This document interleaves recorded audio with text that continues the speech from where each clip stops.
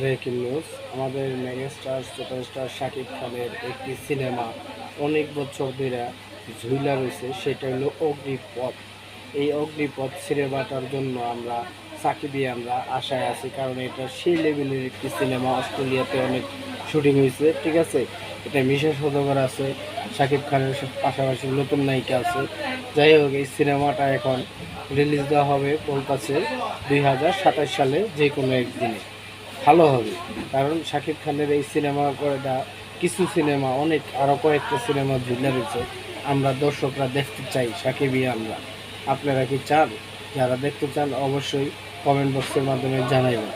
এই অগ্নিপথ সিনেমাটা সেই লেভেলের একটি সিনেমা, কেউ বলতে পারবে না যে এটা 2019 সালের শুটিং করা, 18 সালের শুটিং করা। সেই খুব একটি চমৎকার সিনেমা। শাকিব খানরা দুর্দান্তভাবে লুকে দেওয়া হয়েছে এই সিনেমার মধ্যে, বুঝছেন। তো শাকিব খানের এই সিনেমাটা নিয়ে আমরা অবশ্যই আশাবাদী। হোক রিলিজ, সমস্যা নাই। ছাড়া ভালো হবে, পয়সাও কামাইতে পারবে প্রযোজক, কারণ সিনেমাটার মধ্যে দম আছে, বুঝছেন। তো সবাই ভালো থাকেন, সুস্থ থাকেন। এই সিনেমাটা আপনারা দেখতে চাইলে অবশ্যই কমেন্ট বক্সের মাধ্যমে জানাইবেন, কারণ সিনেমাটা সেই লেভেলের একটি সিনেমা। মিশা সওদাগর আরও অনেকেই আছে, ভালো ভালো আর্টিস্ট আছে। অ্যাকশন ধরনের সিনেমা। এটা টিজার অনেক আগেই দেখেছি আমরা। তো দর্শক ভালো থাকেন, সুস্থ থাকেন।